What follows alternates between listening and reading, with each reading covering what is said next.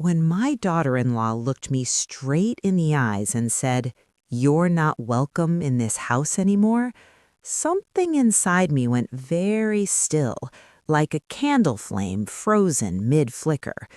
I didn't shout, I didn't cry, I just stood there on my son's front porch, holding a casserole I'd baked at 6 in the morning, watching the door click shut in my face so gently it almost felt polite. But there was nothing polite about it. The air was cold that morning, not the kind of cold that bites, no, the soft, creeping kind that slips under a coat and settles into your bones. I remember adjusting my scarf, staring at the chipped blue paint on their porch, wondering what on earth I had done to deserve that kind of rejection.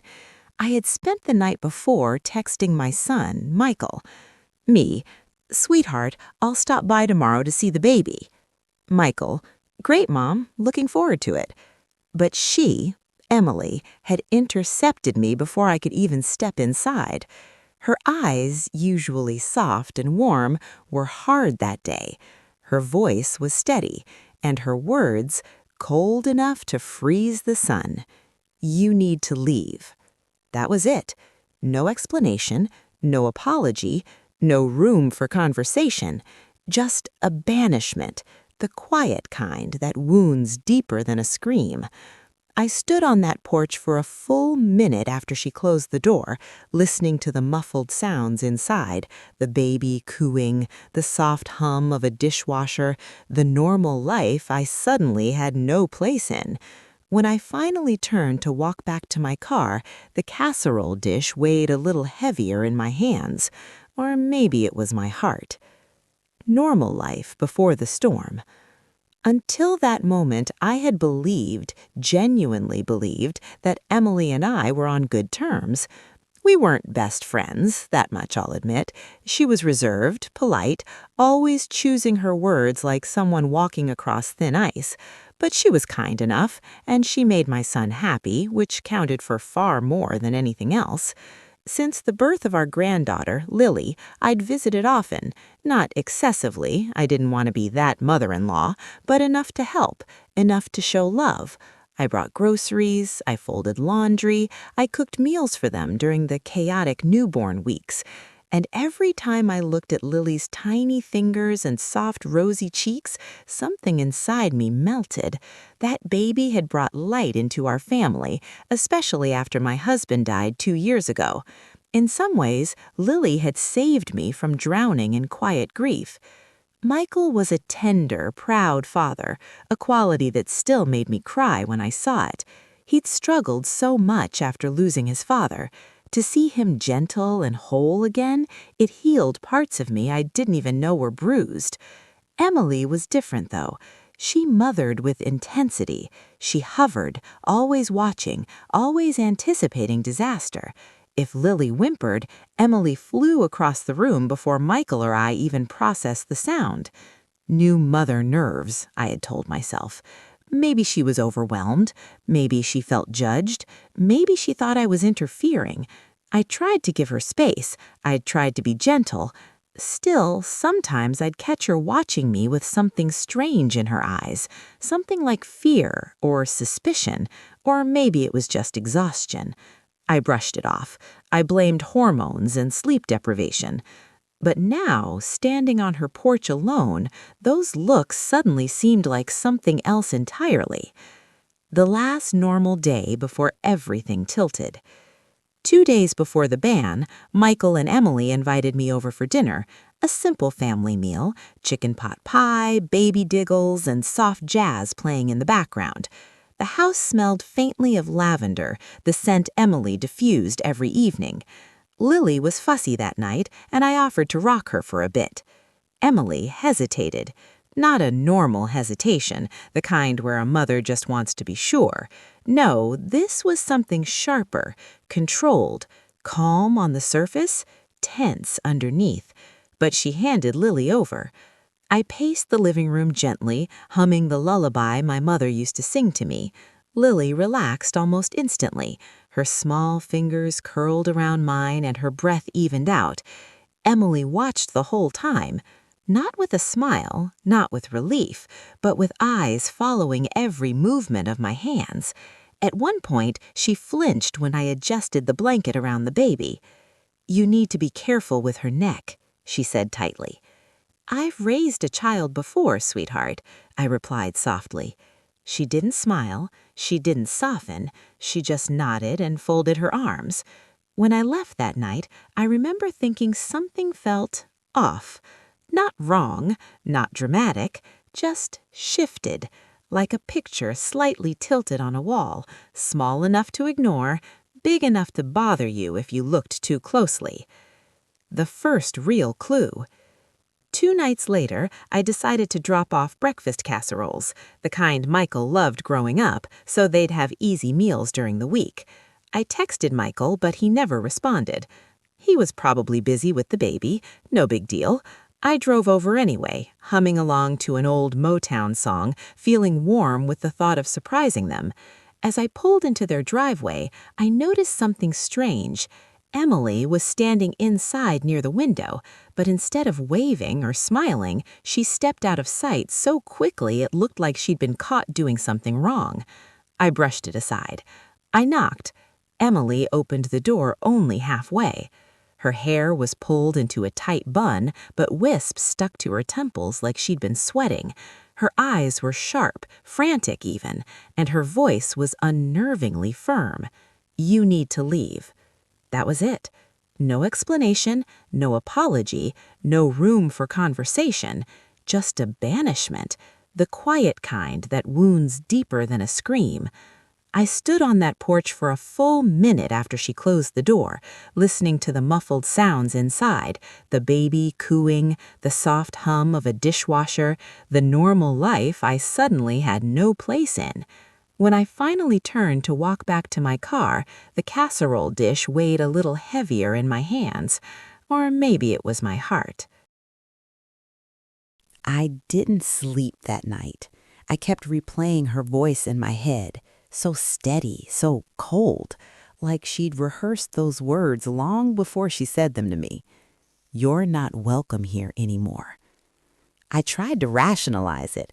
Maybe she and Michael had argued. Maybe she was overwhelmed. Maybe it had nothing to do with me at all.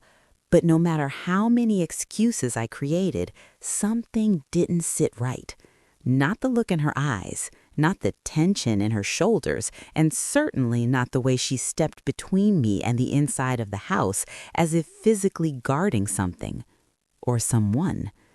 By dawn, I decided I needed to talk to Michael, not on text, not politely, but directly. So at 7:04 a.m. sharp, before the sun had fully risen, I called him. It rang once, twice, 3 times.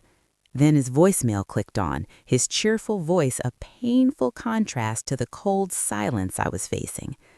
I tried again. No answer. I texted him. No response. It was unlike him.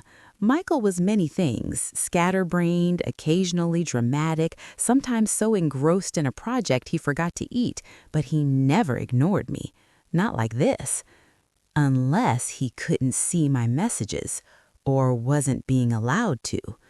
The thought lodged in my chest like a stone. An unsettling morning. I tried to distract myself. I made coffee, I watered my succulents, I wiped down the kitchen counters, twice. But my mind kept drifting back to Emily's face at the door, her trembling jaw, her fixed stare, her grip on that doorknob, knuckles white. People don't act like that because they dislike their mother-in-law. They act like that because they're afraid or hiding something they can't risk losing. At noon, when I checked my phone for the 100th time, I noticed something. Michael's location on our family sharing app. We'd set it up years ago, more for safety than anything dramatic. His dot usually stayed in one of 2 places, home or work. But today, it wasn't at home. It was moving, slowly, along a highway. At first, I thought maybe he was simply running errands, but the route didn't match any grocery stores or hospitals. He was heading toward the outskirts of town, an area with nothing but old storage units, repair shops, and rundown rental complexes. Why would he be there? With a newborn at home, with a wife who had told me I wasn't welcome anymore. My throat tightened. Something was wrong. Very wrong. The unexpected sight. I grabbed my coat, keys, and phone and left the house, my heart pounding faster with every turn I took. As I neared the location-sharing pin, I slowed. The area was quiet, deserted almost, save for a few stray cats and an old pickup truck parked crooked in the lot. Storage units. A long row of them, faded red paint peeling off their metal doors. Michael's location was right on top of them. Then I saw him. My son, standing outside Unit 14, looking over his shoulder anxiously. Relief washed over me, but only for a second, because the next moment the door of the storage unit rolled up and Emily stepped out. No baby, no diaper bag, no stroller, just Emily, clutching a thick manila envelope to her chest like it contained her entire soul. Michael said something to her, something sharp, accusing, and she flinched. Even from my car, I could see the trembling in her hands. Without thinking, I ducked behind my steering wheel, watching them through a thin crack between the dashboard and window. I didn't want to eavesdrop, but I needed to understand. Their voices carried faintly across the empty lot. "You told me it was over," Michael said, his voice raw. "It is. I wasn't ready to throw it away yet." "Throw what away? What was in that envelope?" Michael pressed a hand against his forehead. "Emily, this is not okay. You promised transparency." "I know," her voice broke. "I just didn't want your mother finding out." My breath caught. Me? Why me? What on earth did she think I would find? Michael's next words were quieter, like he'd lost the energy to fight. "We have a baby now. Secrets aren't an option." She nodded, wiping her cheeks with the back of her hand. "I know," she repeated, "but I wasn't lying when I said my past is complicated." Complicated. Such a soft word for such a heavy thing. She stepped closer to him. "Please," she pleaded, "just let me handle this on my own. I can't involve your mother." I froze. This was not about an argument, or hormones, or postpartum panic. This was about something else entirely, something she was desperate to keep hidden. I watched Michael rub her shoulders gently, though he looked exhausted. "I just want to know the truth," he said, "all of it." Emily lowered her head. "Then you'll have it." They embraced softly, a quiet, tense hold. Then Emily leaned up and whispered something into his ear. Michael's eyes widened, and what he said next punched the air straight out of my lungs. "Are you serious? Emily, that's not just a mistake. That's a crime." A crime. My hands began to shake on the steering wheel. Emily looked around, scanning the lot, and I ducked lower, heart pounding like a drum line in my chest. "I'm begging you, no one can know, especially your mother. Please, Michael." Michael closed his eyes, pain etched into every line of his face. "I don't know how to protect you from this," he said. Emily pressed her forehead against his chest. "You don't have to protect me," she whispered. "Just keep her away." Her words sliced right through me. Keep me away. Not because she disliked me, not because she felt judged, but because of whatever she was hiding, the thing Michael just called a crime. She couldn't risk me discovering it. My breath came out shaky. What on earth had Emily done? And why? Why was she so certain I was the one person who couldn't know? A mother's instinct. I stayed hidden until they got into their car and drove off, together, united in fear or guilt or whatever shadow they were trying so desperately to outrun. When the car disappeared, I stepped out. The gravel crunched under my feet. I walked toward Unit 14. My hand trembled as I touched the metal door. It wasn't locked. Not fully, just pulled down. I hesitated. 1,000 voices in my head warned me to turn back, but one voice, the strong, older, mothering voice, said, "If your son is caught up in something dangerous, you need to know. You need to protect him. You need to protect that baby." So I lifted the door, and what I saw inside that storage unit was the first real glimpse into the life Emily had buried long before she married my son. I didn't go home after leaving Michael's driveway. I couldn't. My hands were shaking too badly to trust myself behind the wheel. Instead, I drove to the old pier, the one Michael and I used to visit after school when he'd had a rough day. I sat there for almost an hour, just staring at the black water and wondering when everything had become so unrecognizable. And yet, one thought kept tapping at the edge of my mind like a woodpecker. Lena is hiding something big.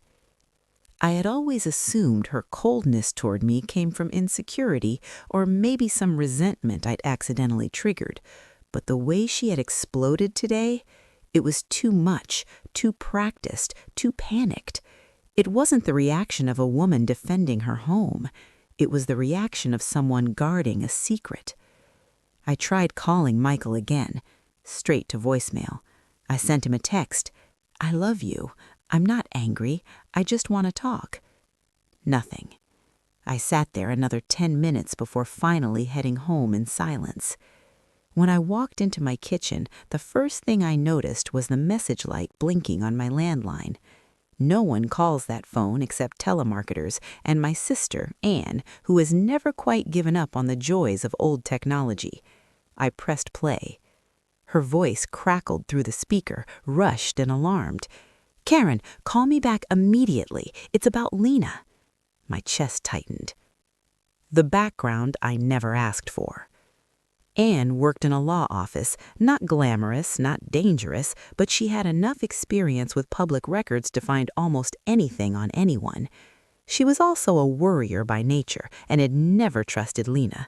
I called her right away. She answered before the first ring even finished. "Karen? Good, good. Listen, you're not going to like this." "Please don't start like that," I whispered. "I'm hanging on by a thread." She inhaled sharply. "Lena isn't who she says she is." The world seemed to shift under my feet. "What do you mean, not who?" I asked. "I ran a general search after you mentioned the tension between you two. Just routine, you know, how people change their names after marriage. I wanted to be sure she didn't have a previous record under her maiden name. And Karen, she didn't." "What did she have?" I already knew I wouldn't like the answer. "Debt. Years of it. Defaults, a bankruptcy at 24, another at 26, a lawsuit from a former employer over alleged fraud. It's all public record, but she never told Michael. It's a mess." My throat went dry. I knew the words, but they didn't seem real. Bankruptcy? Fraud? Lawsuit? It felt like listening to someone describe a stranger, not the woman who worked in marketing, who kept a spotless home, who smiled at neighborhood barbecues and posted pictures of sunsets and cups of herbal tea. "What else?" I finally whispered. There was a long silence on the phone. Too long. When she spoke again, her voice was softer. "Karen, that's not the worst of it." My heart hammered. "And say it."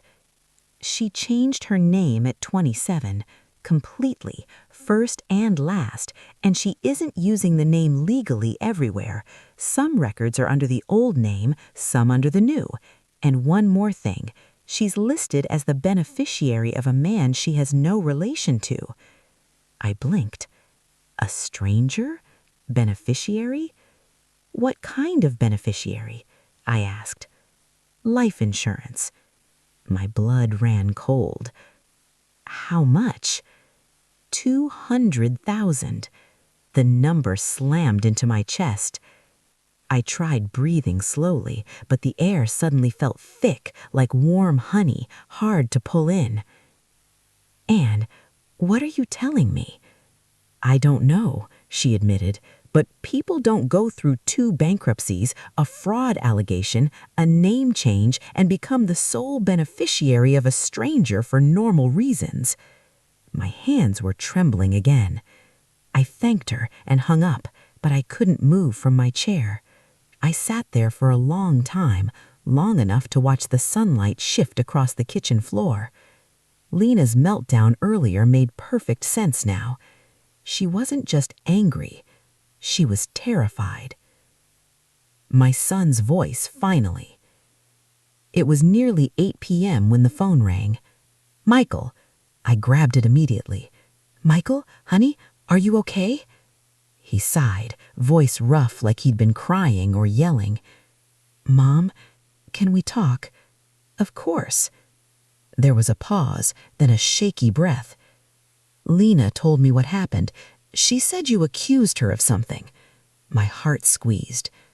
"Michael, I didn't accuse her. I asked a question." "About her past?" "Yes, because her reaction scared me." He exhaled sharply, frustrated. "She said you were digging into her personal life." I went quiet. "Oh," he murmured. "You did, didn't you?" I swallowed.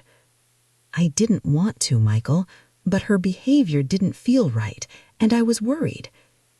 "Mom," he sounded tired, defeated. "You should have come to me." "Would you have believed me?"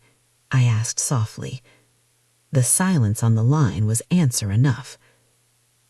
"Michael, I learned things." I paused. "Bad things." He groaned. "Mom, please don't." "She has 2 bankruptcies." Silence. "She changed her name." More silence. "She's listed as a life insurance beneficiary to a stranger." "Stop." His voice cracked. I did. Then he said something that broke my heart in 2. "Mom, I love her. I love her so much. I know she's hiding things. I've known for a while, but I didn't want to know how deep it went." For a moment, I couldn't speak. "Michael." He sniffed, trying to steady himself. "Please don't make me choose. Please." Hearing my grown son, my baby, say those words crushed something inside me. "I'm not making you choose," I whispered. "I just want you safe." He knows. I know. But right now, I need to talk to her. Just her. We'll figure this out. He hesitated. "But Mom, don't contact her again. Please. Don't push her. She's not stable right now." A chill crept up my spine. "Not stable?" I asked. "What do you mean?" "Just trust me." He hung up before I could ask anything else. The real fear sets in. That night, I barely slept. I kept thinking about what he'd said. She's not stable right now. Was she dangerous? To him? To herself? To all of us? The next morning, I texted him. No response. By afternoon, nothing. By evening, nothing. By the next morning, still nothing. 2 full days passed with silence, and I felt the panic rise like water inside a locked car. Finally, on the 3rd day, someone rang my doorbell. I opened it, expecting Michael. I found Lena instead. Her eyes were red, wild, almost sunken. She looked nothing like the polished, put-together woman she'd always been. She stood there trembling, her hands wrapped around something, a stack of envelopes. "Karen, we need to talk," she said, voice thin and shaking. When I opened the door and saw Lena on my porch, I felt a jolt, fear, shock, and something heavier I couldn't name. Her mascara had bled into the creases beneath her eyes. Her hair was messy, unwashed. Even her posture looked wrong, like she was bracing for an invisible blow. She clutched a thick stack of envelopes to her chest. "Karen, please, I don't have anywhere else to go." Every instinct in me screamed to shut the door to protect my own peace. But another instinct, the one that raised my son, held me still. "Come in," I said softly. She stepped inside, shoulders sagging. I guided her to the kitchen table, the same place where Michael used to do homework, where I'd iced birthday cupcakes, where I'd imagined having warm, gentle conversations with the woman my son married. Instead, this was where her world was about to crack open. Lena sat, placed the envelopes in front of her, and stared at them like they were bombs. "I know you think I'm a monster," she whispered. I stayed quiet. "But I swear I never meant for things to get this bad." Her voice broke on the last word. "The confession begins." She pushed the envelopes toward me. "These are notices. Banks, courts, debt collectors, everything I've been hiding." I didn't touch them. Instead, I asked quietly, "Where is Michael?" Her lips trembled. "At home. He's not speaking to me right now." My heart pounded. "Did something happen? Lena, did you hurt him?" "No," she snapped, horrified. Then she crumbled again. "No, I told him everything, or tried to." The envelope stared at me from the table, accusations in paper form. She wiped her face with the back of her hand. "You want the whole truth? Fine, you deserve it." She took a shaky breath. "My real name is Elena Carter. I changed it to start over because I had no one left and nothing good behind me." She looked up, eyes glassy. "My father was an alcoholic. My mother was gone. I grew up in shelters, then foster care. I learned to survive by pretending, smiling, fitting in, making myself this perfect, calm woman people expect." She swallowed hard. "But I never had stability. I never had guidance. So, yes, I made terrible choices. I dated a man who convinced me to open credit cards in my name. He left me with everything. I was 24. I filed for bankruptcy because I couldn't even buy groceries." Her fingers twisted together. "I vowed never to trust anyone again. But then I met someone else, a coworker. He seemed kind, safe. Turned out he wasn't. He stole from the company we worked for and pinned it on me. I didn't go to prison, but I lost everything again, filed bankruptcy again, and that employer sued me. It ruined me for years." Her voice flickered. Anger and grief knotted together. "I was sinking, Karen. And then—" She paused, breath catching. "I met him." "Who?" I whispered. "Martin Grayson." The name meant nothing to me, but it clearly meant everything to her. He was older, gentle, wealthy, a retired accountant. I was broken. He helped me. Not romantically, not like that. He was just someone who saw me, actually saw me. She stared down at her hands. He became like the father I never had. He paid for my therapy, helped me get on my feet, let me stay in his guest house for almost a year. Her voice softened, even cracked.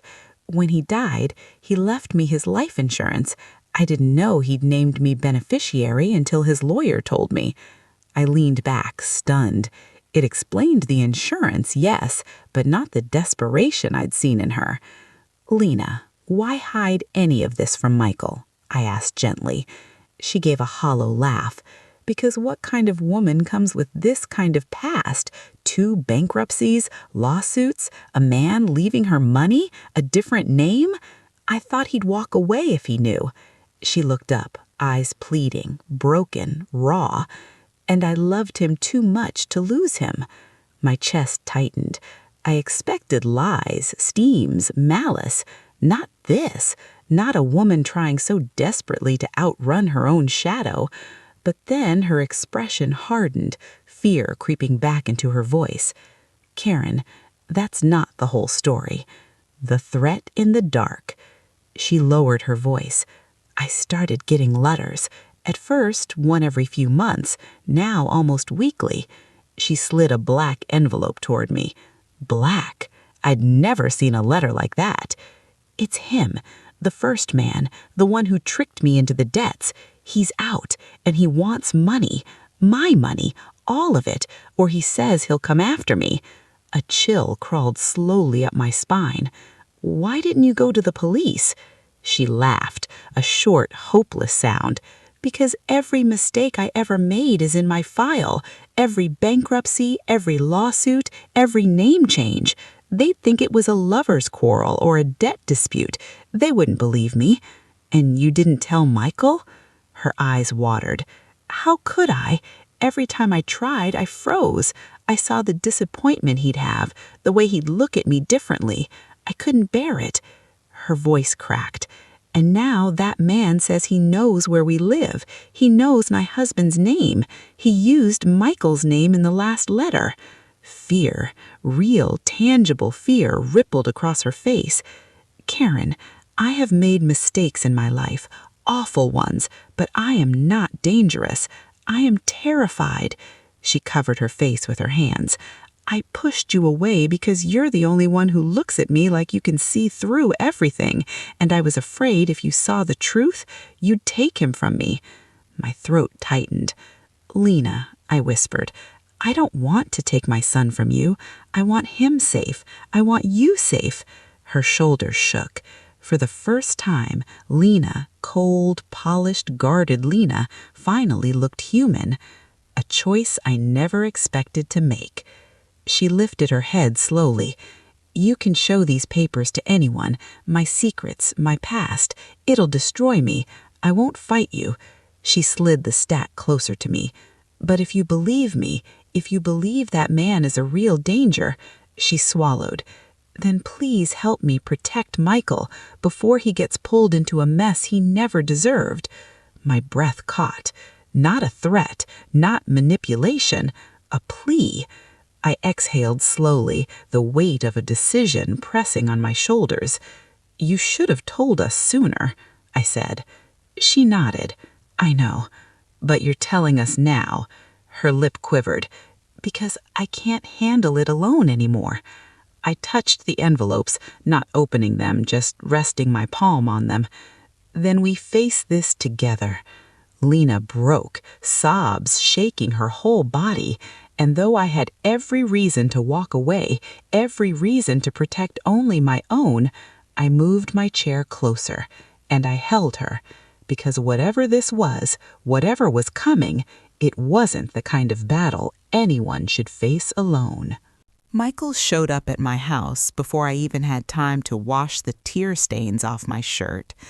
I heard his truck before I saw it, the rumble of the old engine, the crunch of gravel under tires.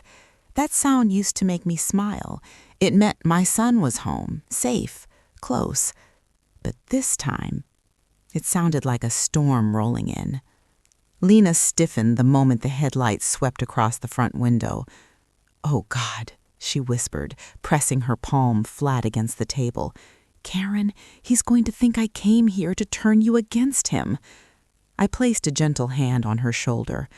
Let me talk to him first. But she shook her head desperately. No, no more secrets. Not between us. Not anymore. Before I could respond, the front door swung open. Michael didn't even knock. His face was flushed, breath uneven, eyes darting until they landed on Lena. You left the house, he said, voice trembling with anger and something deeper, hurt, without telling me anything, without explaining, and then I find your phone buzzing nonstop with blocked numbers. He raked a hand through his hair, stepping closer. And now you're here, talking to my mother? Lena stood but didn't move toward him. She looked like a woman standing on a cliff's edge. Michael, she whispered, I'm not hiding anymore. That's why I'm here. He gave a humorless laugh. Really? After months of lies? Michael, I said softly, stepping forward, but he held up a hand. No, I want her to talk. His voice cracked slightly. Because I don't recognize the woman I married anymore. The breaking point. Lena inhaled shakily. Okay, you deserve everything, the whole truth, no softening, no excuses. She picked up the black envelope, the one with the threat, and offered it to him. Michael stared at it like it was a snake. What is this? The reason I've been terrified, she whispered. The reason I've shut people out. The reason I've been drowning. He tore it open, eyes scanning the page. His expression changed slowly. Confusion, alarm, then fury. Who the hell is Daniel Marsh? Lena closed her eyes. That's who he used to be, when I knew him, before prison. Michael looked at her sharply. Prison? The words sliced the air open. Lena nodded, voice soft. He was the man who pulled me into debt, who used me, who threatened me. He's out now, and he wants money he thinks I owe him, and he's not going away. Michael dropped the letter onto the table, pacing like he was trapped in a too small cage. So he's extorting you, threatening us? Lena's breathing quickened. I didn't tell you because I didn't want you caught in my mess. I thought he'd go away. You thought lying was safer? Michael's voice cracked loud enough that she flinched. I stepped forward again. Michael, she didn't lie to hurt you. She lied because she was scared. He didn't look at me. I married a woman who doesn't trust me enough to ask for help. That's not true, Lena pleaded. I trust you more than anyone I've ever known. Then why, turning to her, did my mother have to hear your truth before I did? Silence fell heavy. It was almost physical. Lena's face folded, not in defensiveness, not in fear, in shame, because she knew he was right. And Michael looked like a man whose heart had been shaken loose inside his chest. The threat becomes real. Michael grabbed the letter again, running his fingers over the printed lines. Did he ever come near the house? He asked. No, Lena whispered. Not yet. His jaw clenched. Not yet isn't good enough. I felt dread grip me, cold and slow, because something in Michael's tone had changed. It wasn't just anger now. It was fear, the kind that lives in a father's voice long before he becomes one. He turned suddenly. I'm calling the sheriff. Lena panicked. Michael, no. If he finds out we reported him... Good, he snapped. Let him find out. Let him see I'm not someone he can... A sharp knock rattled the door. 3 of us froze. It wasn't a gentle knock. It wasn't a polite one. It was heavy, insistent, and it came again, twice, each time harder, like whoever was on the other side didn't care who they woke or frightened. I felt something cold slide down my spine. Michael moved toward the door. Michael, wait, I whispered. But the knock came again, louder this time. Lena's face drained of color. That's him, she breathed, barely audible. Karen, that's him. Michael's jaw tightened. He followed you here, he said, fury flooding his voice. He followed my wife. He strode toward the door, but Lena caught his arm. Please, don't open it, please. Her voice was the sound of someone remembering old bruises. Michael turned to me. Mom, call the sheriff. I reached for my phone, but as I did, the knocking stopped. 3 seconds of dead silence. Then, a voice. A man's voice. Smooth, mocking, too familiar for Lena not to shudder. Michael, it said through the door, you really should teach your wife better manners. Ignoring a man who owes something isn't polite. Michael's face twisted, rage and disbelief colliding. He took 1 step toward the door. Lena grabbed him again. Don't! You don't know what he's capable of. Michael's voice was low, fierce. He came to my mother's house. He made it my business. But I heard something else in that man's tone. rehearsed entitlement, confidence, a predator's patience. And suddenly, this wasn't just about Lena anymore. This man didn't see boundaries, didn't see lines, didn't see danger, just targets. A dangerous push. Michael shouted through the door, "Leave now, I'm calling the sheriff." The man outside laughed, actually laughed. "Go ahead. You think a little country sheriff is going to stop me? I'm getting what I'm owed, one way or another." Lena's nails dug into her palms. Michael stepped closer, but I grabbed his arm. "Don't give him what he wants," I whispered. "He wants you angry. He wants you reactive." Michael looked between us, between my steady fear and Lena's trembling terror. "I'm not letting him scare us," he said. "And you're not letting him inside," I countered. Outside, the man sighed dramatically. "Fine. If the princess won't pay today, I'll see you both very soon." Footsteps retreated. Gravel shifted. A car door slammed. Engine revved. Then silence. Lena collapsed into a chair, shaking violently. Michael hovered over her, still furious, but softening as he saw her fall apart. I felt my own knees weaken. For months, she had been living with that threat, that voice, that danger at her doorstep, and she carried it alone. Until tonight. Michael knelt in front of her, resting his forehead against her knees. "Why didn't you tell me?" he whispered. Lena hesitated only a moment, then she touched his hair, voice tiny and broken. "Because I didn't want you to see me as damaged." Michael looked up, eyes fierce with emotion. "You're not damaged. You're overwhelmed, and you're scared, and I should have seen it sooner." She sobbed quietly. He took her hands in his. "We're calling the sheriff, we're filing reports, and you're not facing him alone anymore." He swallowed hard. "You're my wife. I protect you. That's not up for debate." Lena stared at him like she hadn't heard kindness in years. And for the first time since all of this began, I saw hope return to her eyes. A small flicker, unsteady, but alive. Michael didn't sleep that night. None of us did. He paced the living room like a man trying to walk off panic, anger, and protectiveness all at once. Lena sat curled on the couch, wrapped in one of my old quilts, her fingers tapping anxiously against her knee. I made tea we didn't drink.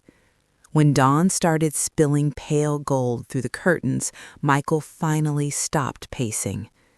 "I'm calling the sheriff," he said. Lena inhaled sharply, but this time she didn't protest. Not anymore. Michael placed the call with trembling hands. His voice was calm, too calm. The kind of calm a person uses when they're holding themselves together right at the point of breaking. "Yes, Sheriff Collins, this is Michael Taylor. I need to report a threat. A man showed up at my mother's property last night." He paused. "No, he didn't break in, but he issued threats, repeated ones, and he's been harassing my wife for months." My heart clenched at how easily the word harassing came out, as if it had been living on his tongue long before he allowed himself to speak it aloud. Lena looked down at her hands. This was the moment she had always feared, her past coming into the open, spoken into official records, turning into something she couldn't hide from anymore. When Michael ended the call, he looked at her with a mixture of relief and worry. "They're coming," he said, "and they'll want your full statement." Lena nodded slowly. "I'll tell them everything." Not long after, 2 sheriff's trucks rolled up the driveway. Sheriff Collins and the first real step forward. Sheriff Collins was a tall, broad man with a voice that carried authority without harshness. His deputy, a sharp-eyed woman named Richardson, took notes as he asked questions. I stood near the back of the room, letting Michael and Lena lead. Lena told them everything. Her years of debt, the manipulation, the threats, the nights she slept in her car after fleeing Daniel's control, how she thought she escaped when he was arrested, how she thought she was free, until he was released and started calling again. Sheriff Collins listened carefully. He didn't interrupt, he didn't judge. When she finished, tears streamed silently down her cheeks. He nodded slowly. "This man, Daniel Marsh," he said, flipping through his tablet, "has a record that matches what you're describing. He served time for extortion, intimidation, and aggravated threats. He's been out for 4 months." Lena swallowed hard. Michael clenched his fists. "Sheriff," Michael said, "he came here, to my mother's place, at night, threatening us." Sheriff Collins nodded. "That changes things. That gives us grounds to act." A wave of relief washed through the room, a fragile wave, but real. Deputy Richardson cleared her throat. "We'll put a temporary protective order in place immediately. He won't legally be allowed near you, your home, or your workplace." Michael stepped closer to Lena, resting a hand gently on her back. "And if he violates that order?" he asked. Sheriff Collins didn't hesitate. "Then he goes to prison." For the first time since this nightmare began, I saw Lena straighten her shoulders, ever so slightly, but enough to show she was feeling the possibility of safety. It didn't erase the past, but it put a line between the past and now. When the town found out. The sheriff's trucks had barely left when the phone calls began. That's the thing about small towns. News moves faster than any official report ever could. I overheard the first call on Michael's phone. "Son, Sheriff Collins was at your mama's place this morning? Everything all right?" Then another.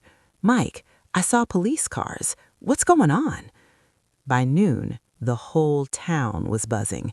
By afternoon, the story had its own life. Not the details, thank God, but enough. Michael's wife is being threatened. Sheriff's involved. Something serious happened. People speculated, whispered, poked around. I could see how worried Lena became. Her past didn't just threaten her family anymore. It was treading dangerously close to becoming public shame. But something unexpected happened. Instead of judgment, people cared. Mrs. Tate from the bakery sent a box of pastries for Lena in case she hadn't eaten. Old Mr. Garvey from down the road stopped by just to check perimeter lights. Even the pastor from the small church Michael and Lena attended came by to pray with them. At one point, as the pastor prayed softly over the family, I caught Lena looking around my living room with an expression I hadn't seen on her face in months. She looked like she finally belonged somewhere, not because she was flawless, but because she was safe. The community meeting. 2 days later, something happened that shocked even me. During Michael's shift at the repair shop, a group of men from town, neighbors, co-workers, old friends, gathered, whispering among themselves. Michael approached warily. "Everything okay?" His boss, Frank, stepped forward. "Son, we heard about that man harassing your wife." Michael tensed. He hated people knowing his private business. Frank raised a hand. "No gossip, no judgment, just a simple thing. We look out for our own here." Michael blinked. "What do you mean?" Frank pointed to the group behind him. "We're installing lights around your place, cameras, sensors, whatever keeps your wife feeling safe." Michael's mouth opened, but no words came out. Frank clapped him on the shoulder. "Boy, you fixed half this town's trucks for free, delivered groceries to people after storms, and helped every one of us at some point. This ain't charity. This is called paying it back." Back at my house, when Michael told Lena what the town was doing, Lena broke down in tears. Not from fear, from gratitude, from shock that people, normal, good people, could show kindness even when they didn't know the whole story. And then something even more unexpected happened. The town took sides. Our side. Daniel's mistake. On the fourth day after the sheriff's visit, just as things started feeling calmer, the mistake happened. Daniel came back. Not physically, not to the house, but he sent a text message to Lena, a mocking, taunting one. The moment she showed it to Michael, he grabbed his keys. "This is a violation of the protective order," he said, voice low. "He's done." He marched straight to the sheriff's office. By evening, Deputy Richardson called with news. "We have a warrant for Daniel Marsh's arrest. Stay put. We're handling it." Lena's knees gave out in the kitchen. Michael caught her before she hit the floor, holding her tightly as she cried. "It's over," he whispered. "It's finally over." But I wasn't sure, because justice isn't always swift. Consequences aren't always final, and men like Daniel don't always go down quietly. Still, it was the first step toward a future where Lena wouldn't have to look over her shoulder anymore. When the sheriff returned. 3 days later, Sheriff Collins himself came to the house. He removed his hat as he stepped inside. "It's done," he said simply. "We picked him up this afternoon." Lena covered her mouth. Michael exhaled shakily. "He won't be bothering you again," the sheriff continued. "We found evidence linking him to multiple intimidation attempts across the county. He'll be facing several new charges." I felt something heavy leave my chest. Weeks of fear and tension eased their grip. The man who had stalked Lena's past, who had followed her to my doorstep, was gone. At least for now. Sheriff Collins nodded respectfully. "You folks take care, and Mrs. Taylor, don't let shame keep you quiet again. Your past isn't a sentence, it's just a story, and you're writing a new one now." Lena cried again, but this time they were healing tears. Not fear, not guilt, not shame. Healing. Pure, simple healing. I don't know what I expected when Lena agreed, hesitantly, to let me meet her mother. Maybe some fragile woman worn down by life, maybe someone cold and sharp-edged, the kind of parent who raises secret keepers. But I didn't expect the house. A small blue bungalow sat at the end of a long, cracked driveway. Not poor, not neglected, but frozen. A place where time had stopped long before anyone inside was ready to admit it. Lena parked the car and didn't move. She kept both hands on the steering wheel like it was the only thing keeping her steady. "Before we go in," she whispered, "please don't judge her." I reached over and touched her arm gently. "I came here for the truth, not judgment." Her jaw tightened, but she nodded and stepped out. We walked to the front door slowly. I could hear a TV playing inside, some old sitcom laugh track echoing through the thin walls. When Lena knocked, there was a rustle, a clatter, then a voice. "Coming, sweetheart, 1 second." The door opened, and I saw a woman with soft gray hair, warm eyes, and the unmistakable look of someone who has spent a lifetime apologizing for things that weren't her fault. She froze when she saw me. "Oh," she breathed, "you must be Michael's mother." Her voice shook ever so slightly. "Yes," I answered, offering my hand. "I'm Anne." Her eyes flicked between me and Lena, worry already seeping in. "Come in," she said, stepping aside. The living room was cozy but cluttered. Knitted blankets, framed family photos, shelves full of figurines, and everywhere, on every surface, bills. Stacked, sorted, clipped together, medical, insurance, legal, credit notices from years back. My heart clenched. Lena's mother saw me notice. "Oh, pay them no mind," she said with forced cheer. "I just never quite know what needs keeping and what doesn't." It was a lie, one of those soft, self-blaming parents tell when they're trying to shield their children. We all sat. Lena clasped her hands so tightly her knuckles were white. Her mother looked at her, then at me. "Has she told you?" She swallowed. "I told her some, not all." The older woman shut her eyes as if steadying herself for a blow. Then she looked at me with devastating gentleness. My daughter is not a criminal. She is not dangerous. She is not manipulative. She is wounded, deeply. Lena shook her head fiercely, tears forming. Mom, stop, please. But she didn't stop. Anne, she said softly, the bankruptcies, the debt, the secret accounts, none of it is what it looks like. I leaned forward. Then what is it? Lena's mother took a trembling breath. It's because of her father. Lena stiffened. Mom, don't.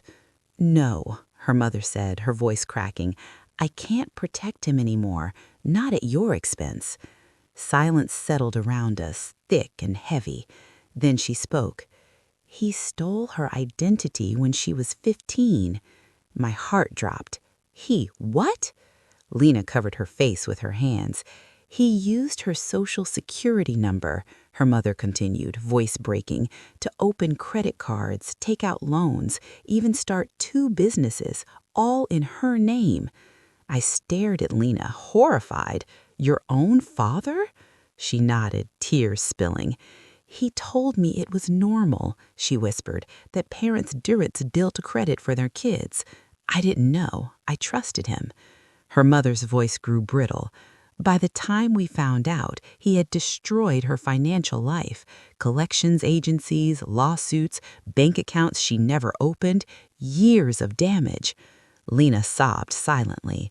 He left us, her mother said, ran off to California and left everything, every debt, every consequence tied to her name. Her entire early adulthood was spent trying to clean up messes she didn't create. I felt something crumble inside me. All the coldness, the distance, the fierce guarding of her privacy, it wasn't arrogance, it wasn't hostility, it was trauma, a lifetime of being blamed for things she didn't do. But then why hide it from Michael? I asked gently. Lena scrubbed her tears with her sleeve. Because I wanted him to love me without seeing me as broken, she choked out. Every relationship before him ended the same way.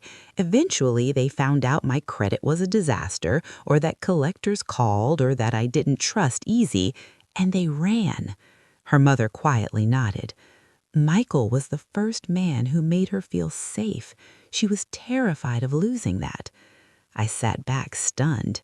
Everything I had assumed was wrong. She wasn't controlling. She was terrified of losing control of her own life. She wasn't secretive. She was ashamed of wounds that weren't hers to bear.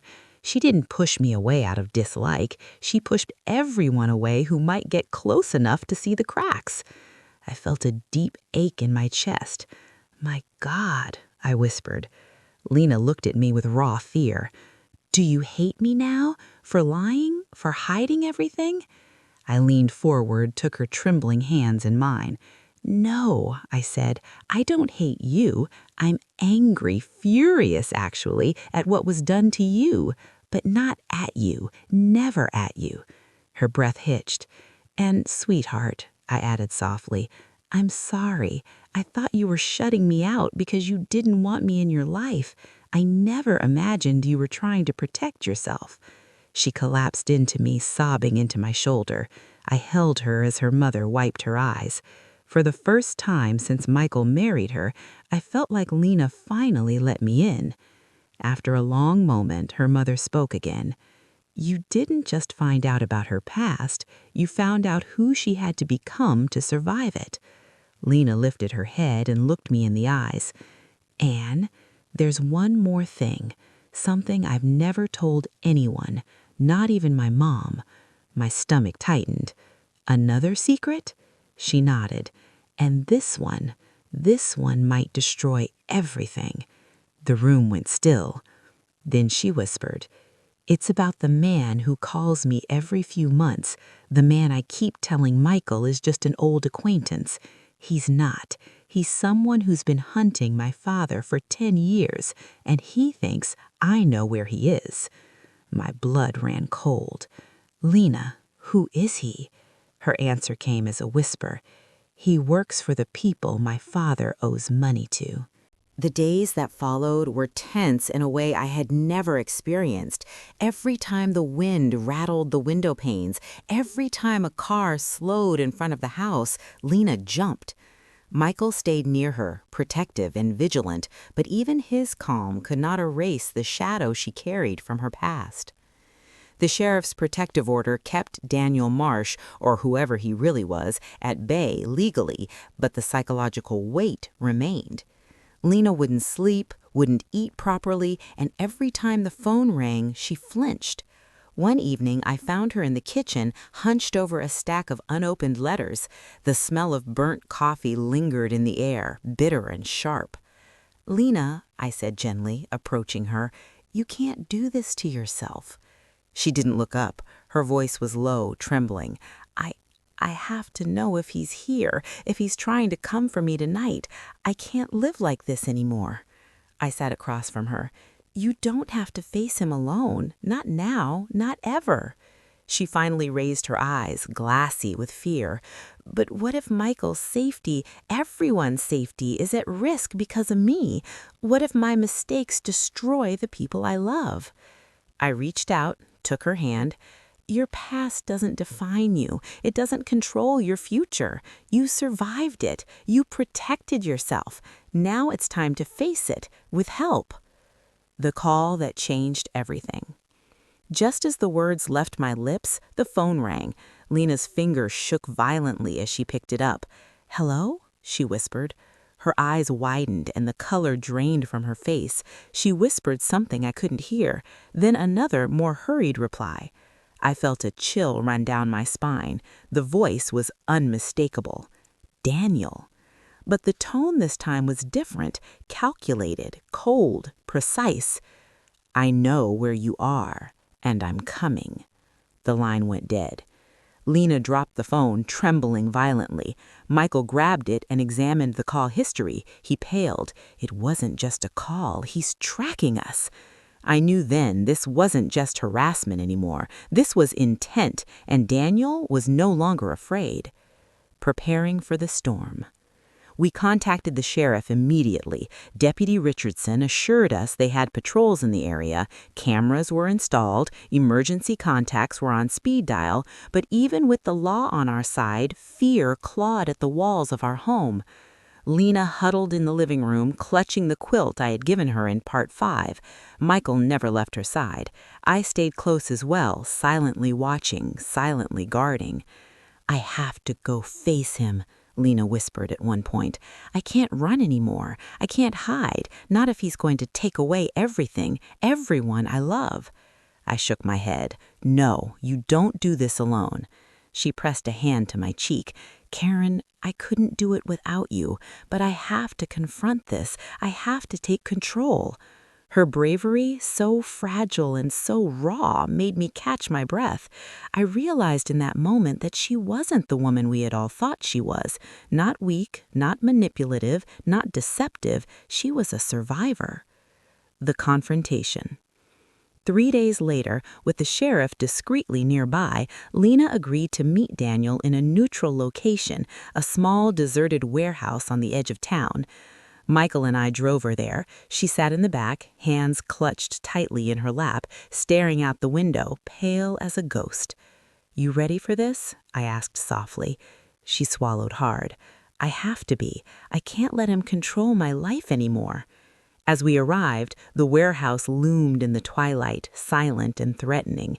Shadows stretched across the cracked concrete floors, dust motes floating in shafts of fading sunlight. We stepped inside, guided by deputies who remained hidden, ready to intervene. And then I saw him. Daniel. He looked older than I expected, his hair thinning, his posture slightly stooped, but his eyes? The eyes were sharp, predatory and cold. They immediately locked on Lena. "You came," he said with a slow, venomous smile. "I was beginning to think you'd never face me." Lena's knees shook, but she didn't falter. "It ends tonight, Daniel," she said. Her voice was quiet but steady. Daniel laughed softly. "It ends when I say it ends." For what felt like hours, they circled each other with words instead of blows. Every accusation, every threat, every secret from Lena's past surfaced in that dusty, echoing space. And then Lena did something remarkable. She didn't cry, she didn't beg, she didn't shrink. She told him everything.